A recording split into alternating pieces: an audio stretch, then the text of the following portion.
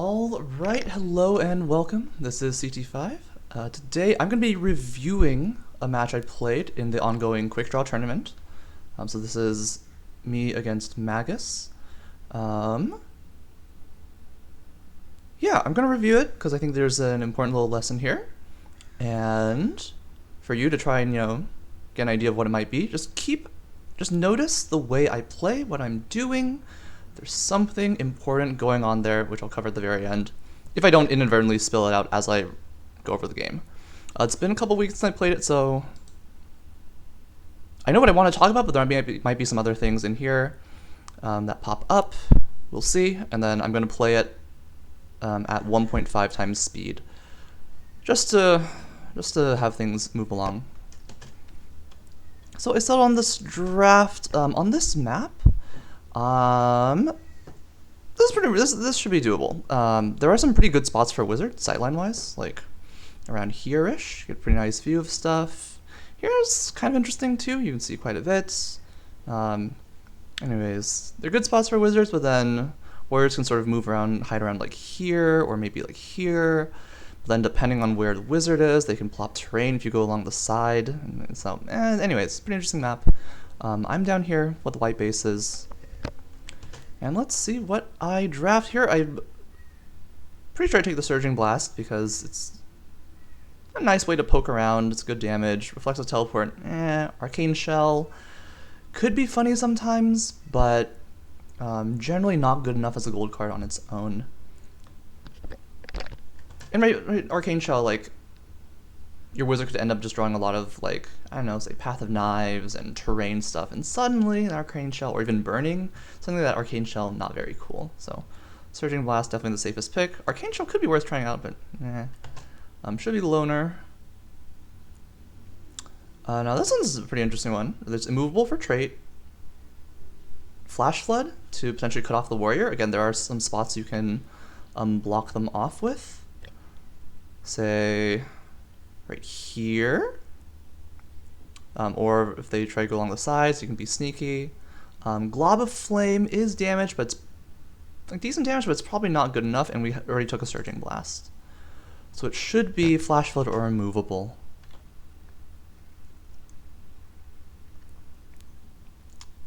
So this is fun. What do I... Am I consistent with myself? Am I crazy? Who knows? Don't pick Glob of Flame, and otherwise you'll be fine. I think that's yeah, there are very good reasons for the other two. Glob of Flame is much worse than the other two, given the context of this map, right? In Quick Draw, you do have to evaluate things.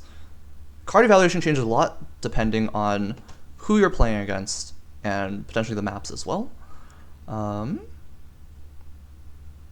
do I take here? I probably take Sizzling Bolt.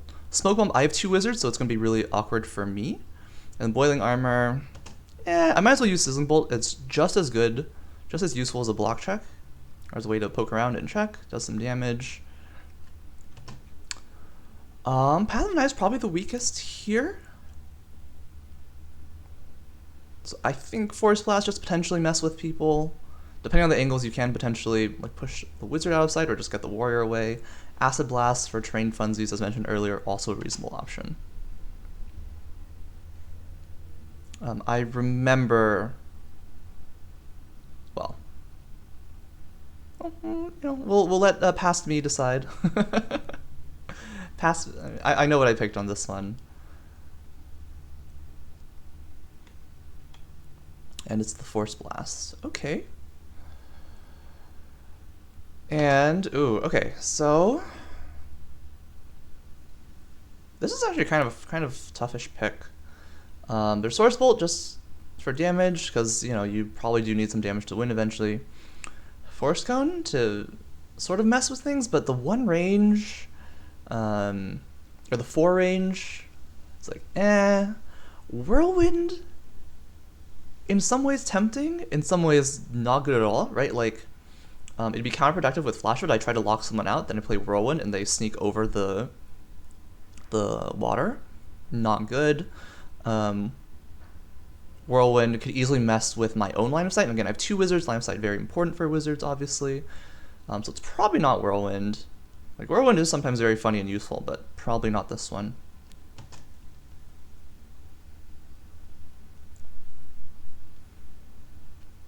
Now, if I take an Acid Blast in the previous pick, I definitely pick Force Cone in this one. But because I took the Force Blast, I think that tipped the edge over the Sorcerer's Bolt. Then I went with damage. Okay. There's an argument for Force Bolt there. But there's also an argument for damage. I went with damage. Alright, cool. That's one character down. What's next? Ooh, very fun. Mighty Bludgeon is the most tempting. There's an argument for Obliterating Trap, but I think you just want the extra damage from Mighty Bludgeon. Like, it's conceivable the enemy human warrior and priest both get up to me, but like, I kind of want to play a bit more like, I don't know.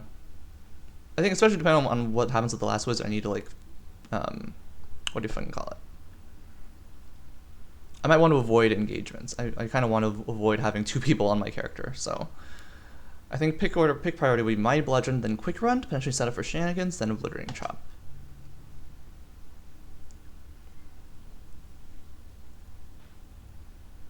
There is an argument for Quick Run being the pick, just because big cantrip move like that lets you do a lot of things, but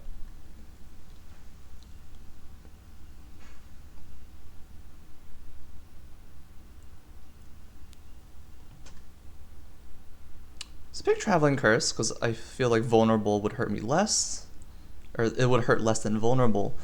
Now that I think about it, Large Weapon is actually pretty decent, is an okay pick. There's this little area right here where you can stand and Large Weapon wouldn't bother you at all. And then some stuff like around here.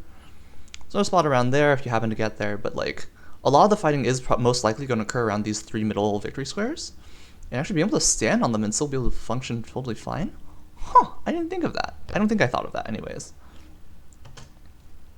But Traveling Curse is also extra damage. Haha, Elvish Insight, yes please. Knowing what the opponent has is very helpful for making use of my wizards as well.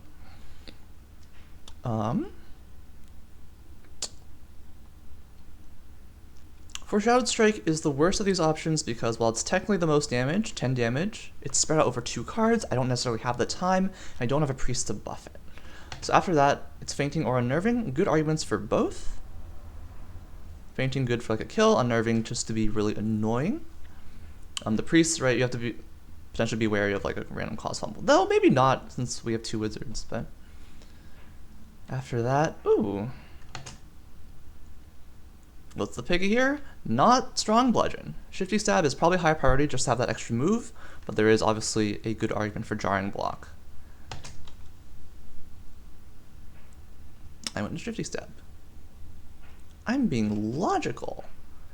Okay, decent argument.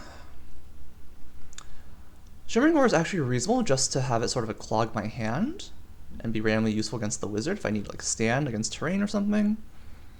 These are all actually pretty good options. Could go Strong Hack just for the biggest damage.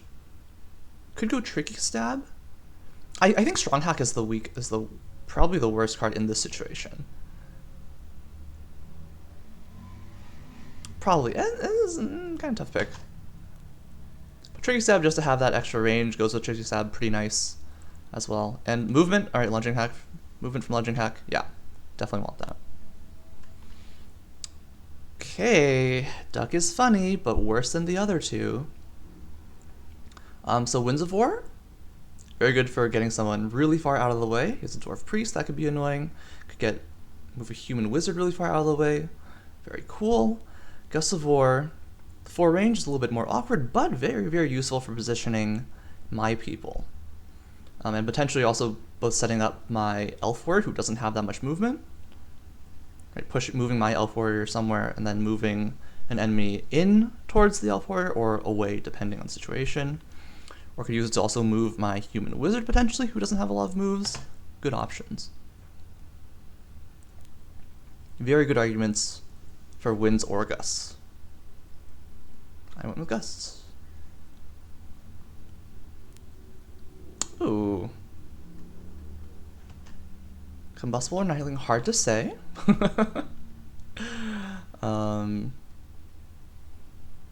Nightline's probably safer overall, but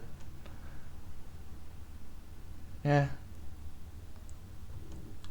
Like if the warrior even if the enemy wizard even has one fire spell and it hits someone with combustible, that just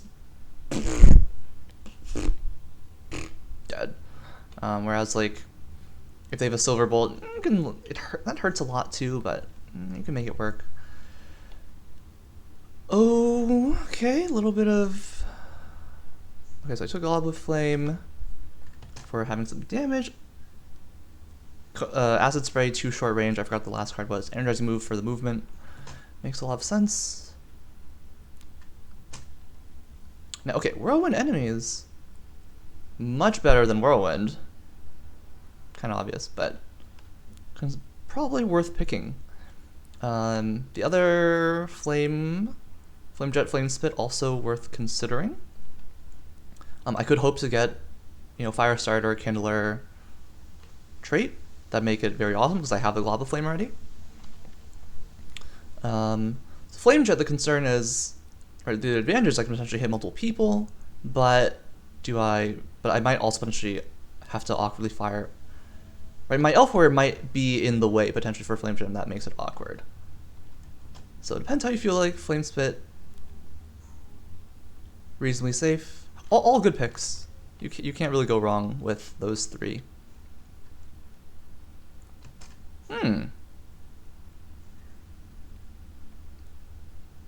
Well, could we go with Flame Jet for maximum burning?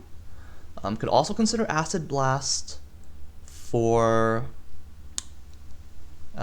just terrain shenanigans. And again, the terrain, once you play it, it sits out. It's not in your deck for a couple turns, which could be relevant. Don't go with Flame Spit because we already got one. If you have multiple Flame Spits, you want them to take them on multiple different characters, but it might be better to focus on one. So I went with terrain and then harness. Perfect. Okay. All right. So that's the draft. That's what I got. Now let's see what happens. Okay. Enemy Warrior's Blind Rage could potentially be annoying. Waddle. Nice loner. Could pass. Could just walk. Both good options. I've noticed in my recent games that I've been less patient. Been a little too concerned with victory squares, not passing as much. But that's a topic for another day. Thinking of moving on, and then okay. I am threatening to hop onto the victory square. That's like a good enough place to be anyways. It looks like I go for it. And they take it too. So there's an option. I could actually go in, right? I can Surging Blast. Should be able to see the Dwarf Priest. So the Sizzling Bolt, right? If they have nothing, I do 10, 15, 21 damage. Reasonable, but then I spend everything, and it's possible the enemy has other stuff. Yeah, not being able to get a kill, having spent everything, then they just run away. And I lose the victories. And then by using a Surging Blast, my wizard hops off so they can get a victory star from it, a victory point from it. Probably not worth it. It was tempting, but probably not worth it.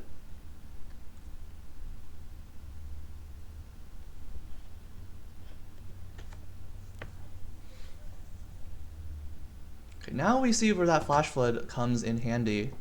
I'm checking line of sight, and notice if I go there, if I Surging Blast here, hit this one, and they don't do anything, I can Flash Flood and block the warrior. And if the warrior goes here, then I can then also use Force Blast to push them back. So I'm feeling pretty damn good right now. That feels great. Surging Bolt just to poke. Shimmering Aura, come on. I got you for exactly that purpose and you didn't do your job. God dang it.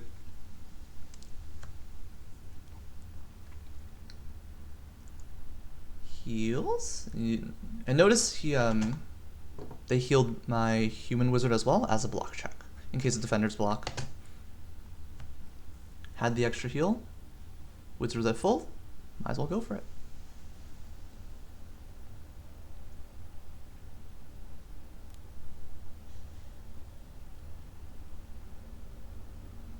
Cleansing Ray, opening the way. Woof. That hurts. So how does that change things? I am in a somewhat weird spot in that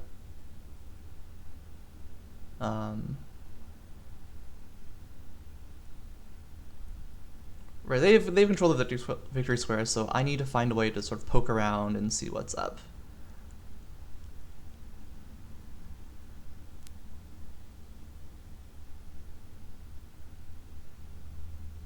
I choose to poke. Oh, what's a dodge? Oh boy. So that's an important thing to keep in mind when doing this kind of thing.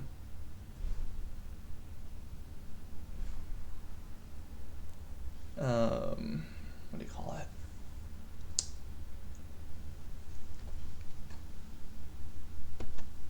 A lot of info. A lot of info. So when playing Quick Draw, things might feel a bit chaotic because right, there's a lot more of a feeling out process, right? Like when you play ranked, you have a much better idea of what's going on, of what your opponent's decks are likely to be. In Quick Draw, a lot of stuff can happen. But after a couple rounds, you basically know all the contents of your opponent's deck. So you have the information. You can use all this information, right? We see that he's a dodge, so he's got plenty of movement. We saw muscle through from the Dwarf Priest. We see this dodge on this one. This Lucky Charm's going to be really annoying, etc. By moving this here, I'm trying to go for a kill on this priest. That's what I'm saying, right? And what happens? He dodges forward. Here is the decision. Right, I could shifty stab to here and be safe, or I could shifty stab and go in and actually potentially try and get rid of the warrior. But it is kind of scary, right, with Lucky Charm, Fiery Sap, and probably one other attack with Blind Rage. Ugh. What's cool is I do have the Unnerving Strike to get rid of the Lucky Charm, though, if I decide to go for the warrior. So let's see what I do. I remember what I do, but again, there's you're gonna see an ongoing theme or pattern in the way I play, and keep an eye out for that. And again, we'll talk about it at the end. I stick with the plan, continue to go after the priest. Also note how that's kind of an awkward move in that the priest does have a way to get away. Right, the priest can waddle away. I presumably had planned for that and accounted for that.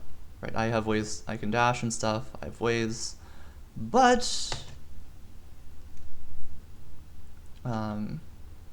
it does mean I have to commit. And notice how his wizard hasn't moved at all. So that is potentially a problem, right? We see this pattern before where a lot of stuff happens from two characters. If you focus too much on these two and it completely ignored the third, when they finally make a move, you could get hurt.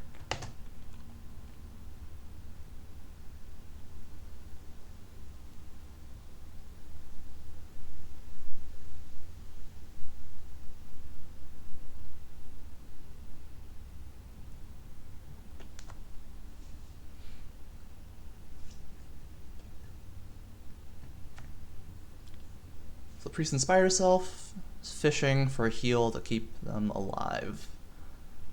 And now they move.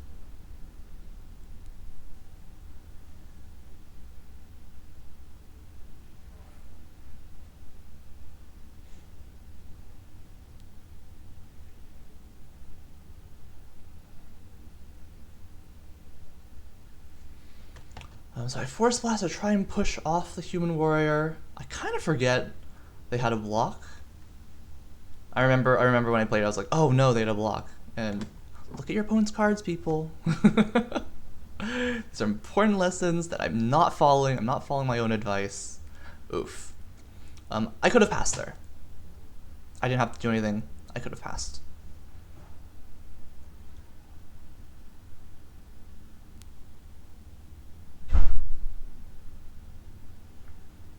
He fished for a heal and then didn't heal. I guess he was looking for triple heals.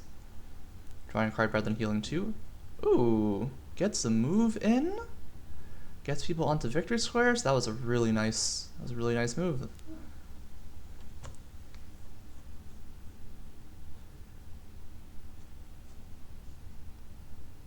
Going for the kill.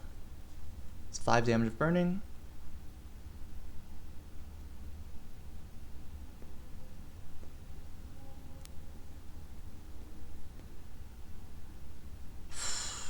A lot of damage.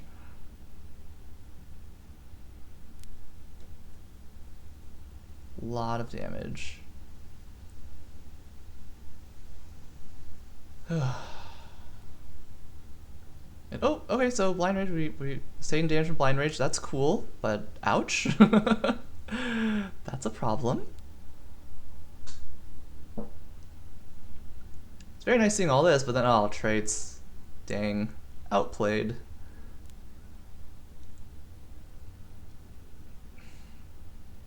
And then a surprise vicious thrust. It's a nice surprise.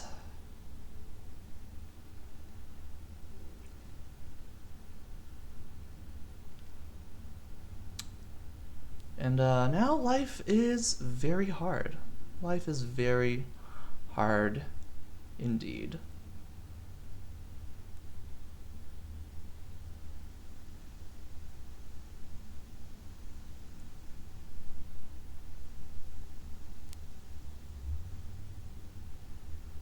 So that's pretty cute. He used it to block line of sight from my wizard to his warrior and my own warrior.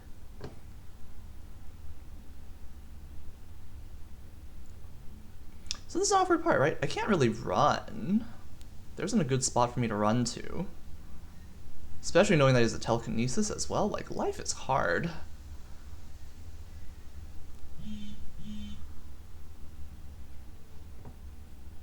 If I pass, I'm just taking a lot of damage from lava. And so I'm taking a while, even at 1.5 speed, because it's rough. He wants my dude. It's smart, right? He used the extra movement because his warrior is most likely going to be out of line of sight.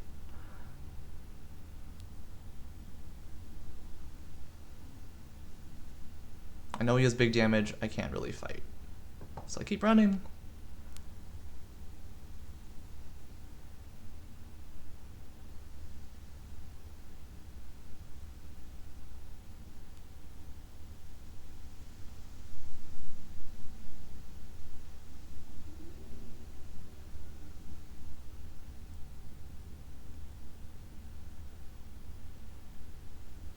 Ouch. And that is basically going to be game over because my person is dead.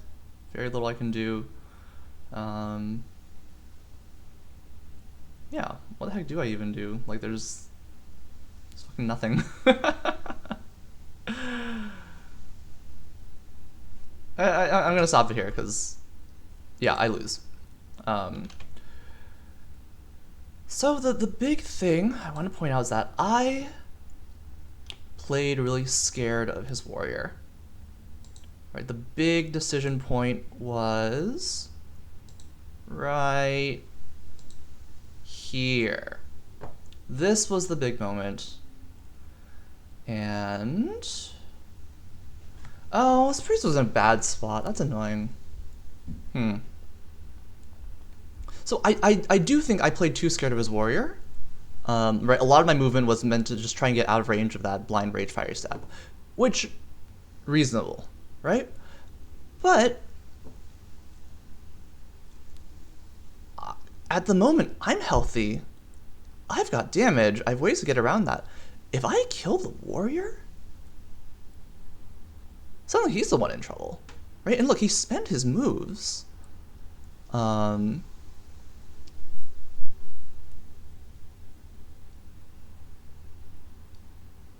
If I take out the big threat, suddenly it's a very different game. And my two wizards, I've Gust of War, right? I can potentially move things around, make things awkward for him. It would have been close. Given the quality of the decks and stuff, I think it was going to be a tough match for me, regardless. But I think I played too scared and attacking the wrong person. That was the main thing I wanted to say, right? If you're afraid to take damage, you're not going to win. Now, obviously, don't take more damage than you need to, but know when it's okay to. Yeah, I was pretty annoyed about this. And I mentioned it, right? Like, I went after the priest who still had to move away, so it's like kind of awkward to get to. It was nice getting a kill. And like if I had shifty stabbed forward, there would have been problems. But okay, I don't have to shifty stab there. What if, say, I ran behind? He bonks me for 13 because I would be facing him at 9. Oh, for 15 because of line rage. Oh, then I have a ring strike. Drops lucky charm, sure, and then ugh. So if the Shimmering Ore had worked against the Surging Bolt, then I would have had enough HP to survive the two things, and then maybe it would have been tough. It would have been tough. Okay, I guess this video wasn't as useful as I thought it was, but like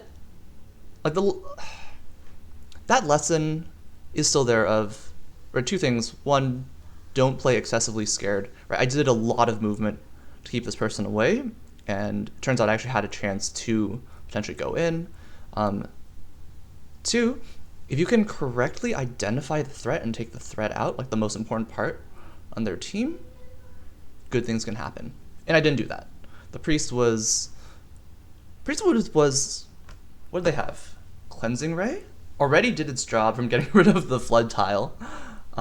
Triple heals, mildly annoying, but not too bad. Turns out I had damage, but like man, I don't know. It was tough. It was tough. Yeah. All right. That's all I got for this video. Hope that was fun. Thanks for watching and listening as always. And I'll see y'all soon with another one of these. Take care.